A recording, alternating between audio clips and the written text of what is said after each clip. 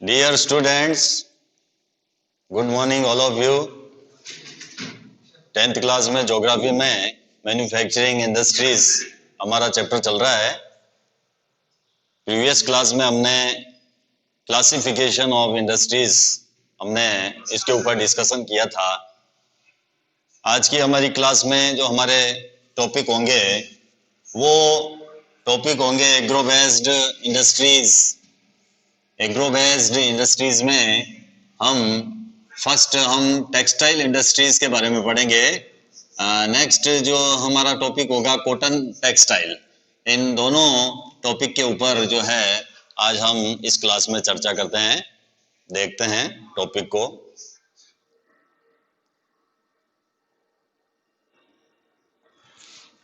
Agro based industries कृषि के ऊपर आधारित जो इंडस्ट्री है, जिसमें हमने पहले देखा था एग्रो बेस्ड इंडस्ट्रीज कौन कौन सी है, जिसमें cotton, jute, silk, woollen textile, sugar and edible oil etcetera. ये इस प्रकार की इंडस्ट्रीज है जो एग्रो बेस्ड इंडस्ट्रीज है। Industries are based on agricultural raw materials. ये जो इंडस्ट्रीज है ये एग्रीकल्चरल रॉ मटेरियल्स के ऊपर डिपेंड है, इसलिए इन इंडस्ट्रीज को हम एग्रो बेस्ड इंडस्ट्रीज कहते हैं। तो अब इसमें एग्रो बेस्ड इंडस्ट्रीज में हम जो फर्स्ट जो इंडस्ट्री है टेक्सटाइल इंडस्ट्री, तो उसके बारे में हम डिस्कस करेंगे। टेक्सटाइल इंडस्ट्री, वस्त्र उद्योग। The textile industry occupies a unique position in the Indian economy. Indian economy में टेक्सटाइल इंडस्ट्रीज का एक यूनिक पोजीशन है, अपना अलग महत्व है, इसका अलग इम्पोर्टेंस है। क्यों है? Because it contributes significantly to industrial production 14%। क्यों है भाई? क्योंकि इसका औद्योगिक उत्पादन में महत्वपूर्ण स्थान है। यानी 14% जो है इसका कंट्रीब्यूट्स है, किसमें है? अपने इंडस्ट्रियल प्रोडक्शन में। जो इंडस्ट्रियल प्रोडक्शन होता है उसमें 14% टेक्सटाइल इंडस्ट्रीज का कंट्रीब्यूशन है। एम्प्लॉयमेंट जनरेशन, और इसके अलावा जो एम्प्लॉयमेंट प्रदान करता है ये इंडस्ट्री, वो है 35 मिलियन पर्सन्स डायरेक्टली। यानी इस इंडस्ट्रीज में 35 मिलियन, 35 मिलियन का मतलब है 350 लाख व्यक्तियों को ये इंडस्ट्री एम्प्लॉयमेंट देता है। 3 करोड़ 50 लाख, 3 करोड़ 50 लाख व्यक्तियों को ये डायरेक्टली एम्प्लॉयमेंट प्रदान करता है। The second largest after agriculture. और टेक्सटाइल इंडस्ट्री जो है वो एग्रीकल्चर के बाद में सेकंड लार्जेस्ट इंडस्ट्री है। दूसरा सबसे बड़ा ये उद्योग है, कौन सा? टेक्सटाइल इंडस्ट्री, वस्त्र उद्योग। क्यों है? क्योंकि इसका जो इंडस्ट्रियल प्रोडक्शन है उसमें कंट्रीब्यूशन जो है वो 14% है, और इसके अलावा जो एम्प्लॉयमेंट जनरेशन करता है ये 35 मिलियन पर्सन्स को डायरेक्टली एम्प्लॉयमेंट देता है, और एग्रीकल्चर के बाद में ये सेकंड लार्जेस्ट इंडस्ट्री है, इसीलिए इसको जो है महत्वपूर्ण उद्योग माना जाता है। इसके अलावा फॉरेन एक्सचेंज अर्निंग्स, इसके अलावा जो विदेशी मुद्रा प्राप्त होती है अबाउट 24.6%, 24.6% जो विदेशी मुद्रा हमको प्राप्त होती है वो इस इंडस्ट्रीज से प्राप्त होती है। इट कंट्रीब्यूट्स 4% टुवर्ड्स जीडीपी, और जीडीपी में इसका जो योगदान है वो कितना परसेंट है? 4%। जीडीपी में टेक्सटाइल इंडस्ट्रीज का जो कंट्रीब्यूशन है वो है 4%। ये आपको ध्यान रखना है। टेक्सटाइल इंडस्ट्रीज का जीडीपी में यानी सकल घरेलू उत्पाद में जो योगदान है वो 4% है। It is the only industry in the country, ये कंट्री में एक अकेला उद्योग है। It is the only industry, एक अकेला ऐसा उद्योग है विच इज सेल्फ रिलायंट, जो क्या है? जो सेल्फ रिलायंट है and complete in the value chain. जैसे from raw material to the highest value added product. तो ये एक अकेला उद्योग है जो कच्चे माल से उच्चतम अतिरिक्त मूल्य उत्पाद तक की श्रृंखला में परिपूर्ण है, सेल्फ रेलिएंट है, कंप्लीट है और आत्मनिर्भर है। सेल्फ रेलिएंट है और कंप्लीट है। किसमें कंप्लीट है? कच्चे माल से उच्चतम अतिरिक्त मूल्य उत्पादन की श्रृंखला के आधार पर ये क्या है? सेल्फ रेलिएंट है एंड कंप्लीट इंडस्ट्री है। कौन सी? Textile industry. Value addition in the textile industry, ये जो चेन बता रखी है आपको, फाइबर प्रोडक्शन, रॉ फाइबर से, इसके बाद में स्पिनिंग, यार्न से weaving, knitting, fabric, dyeing and finishing और गारमेंट मैन्युफैक्चर, गारमेंट्स। इस प्रकार ये चेन बता रखी है आपको, value addition in the textile industry. ये तो हो गया आपके टेक्सटाइल इंडस्ट्री। नेक्स्ट है अपने कॉटन टेक्सटाइल। कॉटन टेक्सटाइल देखते हैं। इन एंशियंट इंडिया, प्राचीन भारत में cotton textile were produced with hand spinning and handloom weaving techniques. तो एंशियंट इंडिया में सूती वस्त्र जो बनाए जाते थे वो हाथ से बनाए जाते थे, कताई से बनाए जाते थे, हथकरघा, बुनाई तकनीक, इनसे बनाए जाते थे। वीविंग टेक्निक्स से बनाए जाते थे, हैंड स्पिनिंग से बनाए जाते थे, हैंडलूम से बनाए जाते थे। कब? इन एंशियंट इंडिया, प्राचीन भारत में। प्राचीन भारत में जो कपड़े का निर्माण होता था, कॉटन का जो प्रोड्यूस होता था, किससे होता था? With hand spinning and handloom weaving techniques. जो हैंडलूम वीविंग टेक्निक्स थे उसके द्वारा कॉटन को प्रोड्यूस किया जाता था। आफ्टर द 18th सेंचुरी, 18वीं शताब्दी के बाद में power looms came into use. इसके बाद में पावर लूम्स आए। पावर लूम्स का मतलब क्या है? पावर से चलने वाले लूम, विद्युतीय करगा। लूम्स यानी करगा जिससे कपड़े का निर्माण होता है, और पावर का मतलब इलेक्ट्रिसिटी है यहाँ से, यानी इलेक्ट्रिसिटी से चलने वाले लूम्स, उनको बाद में उपयोग में लाया जाने लगा। Our traditional industries suffered a setback during the colonial period because they could not compete with the mill-made cloth from England. तो 18th सेंचुरी के बाद में जब पावर लूम्स आए, इनका उपयोग होने लगा, तो कॉलोनियल पीरियड के दौरान हमारे जो ट्रेडिशनल इंडस्ट्रीज थे उनकी बहुत हानि हुई, बहुत लॉस हुआ। क्यों हुआ? क्योंकि हमारे उद्योग इंग्लैंड के मशीन निर्मित वस्त्रों से कंपटीशन नहीं कर पाए थे। हमारे यहाँ तो हाथ से बनते थे और इंग्लैंड में जो है वो मिल मेड क्लॉथ होते थे, तो जल्दी बन जाते थे। उनका एक्सपोर्ट यहाँ इंडिया में कर दिया जाता था, तो उसका जो कंपटीशन हमारे इंडस्ट्रीज नहीं कर पाए। The first successful textile mill was established in Mumbai in 1854. तो ये भी आपके क्वेश्चन आ सकता है। सबसे पहला सूती वस्त्र उद्योग 1854 में मुंबई में लगाया गया था। ये भी बात आपको ध्यान रखनी है। सबसे पहला जो सक्सेसफुल टेक्सटाइल मिल जो एस्टेब्लिश हुआ था वो मुंबई में हुआ था इन 1854 में। 1854 में सबसे पहला सूती वस्त्र कारखाना लगाया गया था मुंबई में। The two world wars were fought in Europe. Europe में दो विश्व युद्ध लड़े गए थे। Two world war were fought in Europe. India was a British colony. Europe के विश्व युद्ध के दौरान भारत जो था वो इंग्लैंड के अधीन था। India was a British colony, India British colony थी। There was a demand for cloth in United Kingdom, hence they gave a boost to the development of the cotton textile industry. ऐसे में England के अंदर कपड़े की मांग को पूरा करने के लिए यूरोपीय सूती वस्त्र उद्योग को जो है प्रोत्साहन मिला।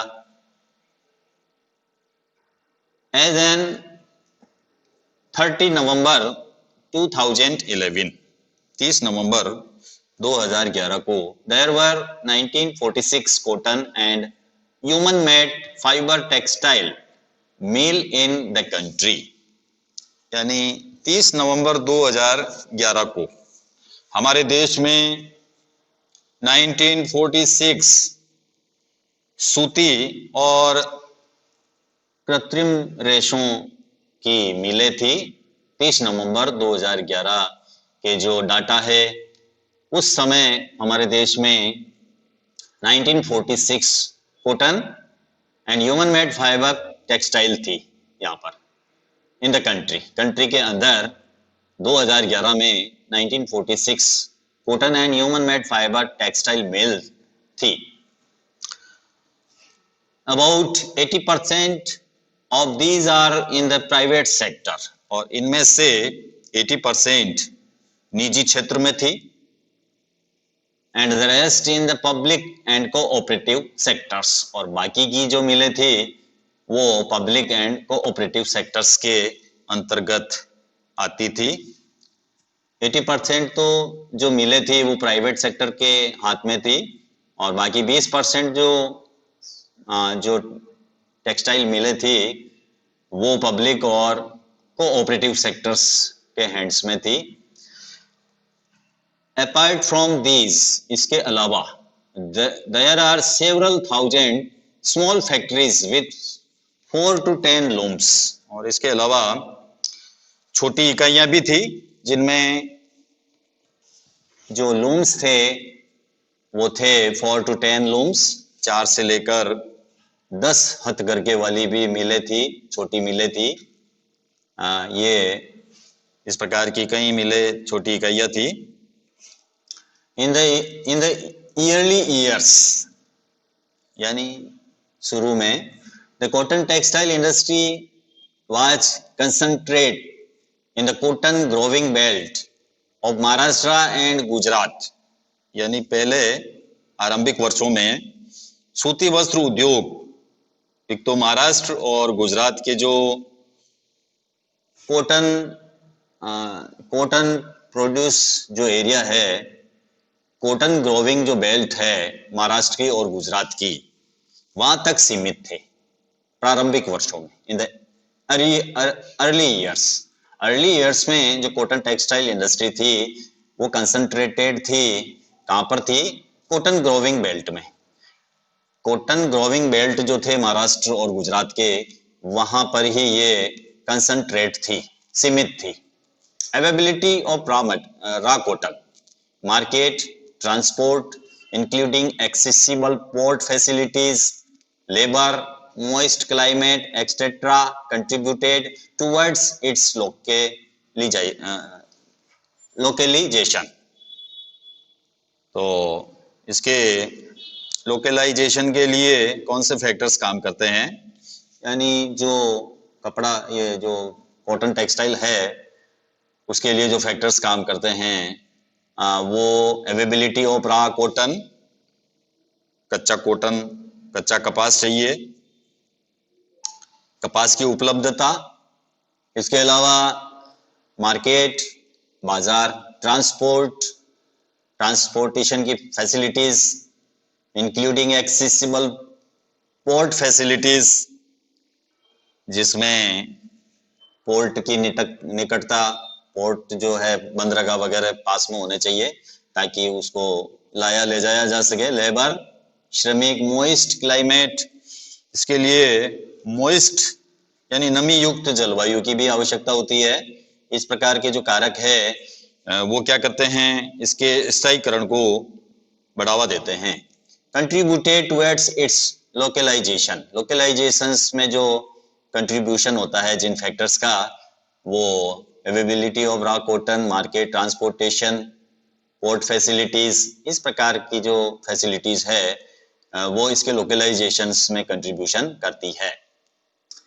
This industry has close links with agriculture and provides a living to farmers तो इस इंडस्ट्रीज का जो क्लोज लिंक्स है, निकट का जो संबंध है वो कृषि से है। कृषि से कृषि से इस उद्योग का निकट का संबंध है, close links with agriculture and provides a living to farmers. और इसके अलावा ये क्या प्रोवाइड करवाता है, ये इंडस्ट्री जो है, ये industry provide a living to farmers, cotton wool pluckers and workers engaged in ginning, spinning, weaving, dyeing, designing, packaging, tailoring and sieving। तो ये उद्योग जो है किसानों को, कपास चुनने वालों को, गांठे बनाने वालों को, पैकेट बनाने वालों को, सिलाई करने वालों को ये एम्प्लॉयमेंट प्रदान करता है। इतने सारे लोग जो है इससे जुड़े हुए हैं, इनका क्लोज लिंक है। यानी ये जो इंडस्ट्री है बहुत सारे जो पीपल हैं उनको एम्प्लॉयमेंट प्रदान करता है, जैसे कि फार्मर्स को, कॉटन बॉल प्लकर्स, कपास चुनने वालों को,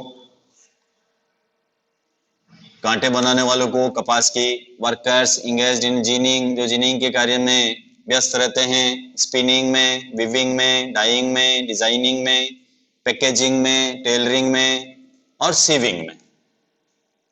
इन क्षेत्रों में लोगों को एम्प्लॉयमेंट प्रदान करने वाला ये इंडस्ट्री है। The industry by creating demands supports many other industries such as chemicals and dyes, packaging materials and engineering works. और इसके अलावा इस उद्योग के कारण रसायन, रंजक, मिल स्टोर, पैकेजिंग सामग्री, इंजीनियरिंग उद्योग, इनकी मांग भी इसके साथ साथ बढ़ती जाती है। While spinning continues to be centralized in Maharashtra, Gujarat and Tamil Nadu, यद्यपि जो स्पिनिंग का कार्य है वो महाराष्ट्र, गुजरात, तमिलनाडु में सेंट्रलाइज है, केंद्रीकृत है।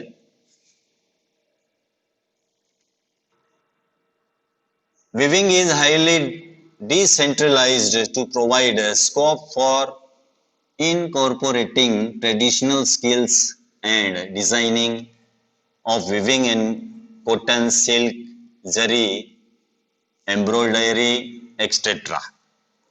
इसके अलावा सूती, रेशम, जरी, कसीदाकारी आदि में बुनाई के जो ट्रेडिशन, कौशल, डिजाइन देने के लिए बुनाई, ये अत्यधिक क्या है, डिसेंट्रलाइज्ड है, विकेंद्रीकृत है। India has world class production in spinning, but weaving supplies low quality of fabrics as it cannot use much of the high quality yarn produced in the country। हालांकि भारत में कताई उत्पादन विश्व स्तर का है, लेकिन बुना हुआ वस्त्र लो क्वालिटी का होता है।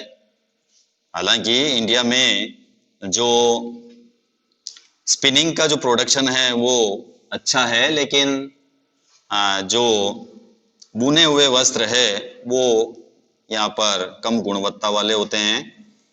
इसके क्या रीजंस है?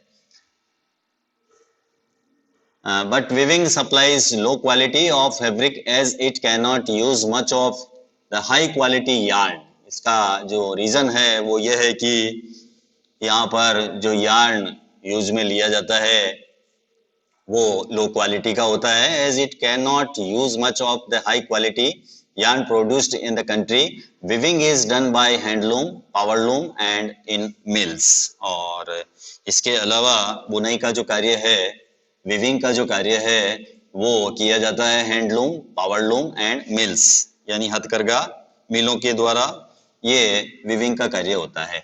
The hand spoon khadi provides large scale employment to weavers in their homes as a cottage industry। इसके अलावा हाथ से बुनी हुई खादी कुटीर उद्योग के रूप में बुनकरों को उनके घरों में जो है एम्प्लॉयमेंट प्रदान करता है। Why did Mahatma Gandhi lay emphasis on spinning yarn and weaving khadi? Mahatma Gandhi ने सूत कातने और खादी बुनने के ऊपर क्यों बल दिया था? तो इसका एक ही रीजन है कि लोगों को एम्प्लॉयमेंट मिल सके। Source says office of textile commissioner Mumbai economic survey का ये जो डाटा दे रखा है, मिल सेक्टर 2009-10 में कितना है, 2010-11 में कितना है, वो ये आपको डाटाज बता रखे हैं। Study the figures above and note the share of mills in the production of fabric. उपरोक्त जो डाटा है उनको आपको पढ़ने हैं। India exports yarn to Japan. तो भारत जापान को सूत का निर्यात करता है, यार्न का एक्सपोर्ट जापान को किया जाता है। Other importers of cotton goods from India are USA, United Kingdom, Russia, France, East European countries, Nepal, Singapore, Sri Lanka and African countries. और भारत में बने हुए जो सूती वस्त्र है उनका निर्यात संयुक्त राज्य America, England, Russia, France, east European countries, Nepal, Singapore, Sri Lanka और जो अफ्रीकन कंट्रीज है उनमें भी किया जाता है।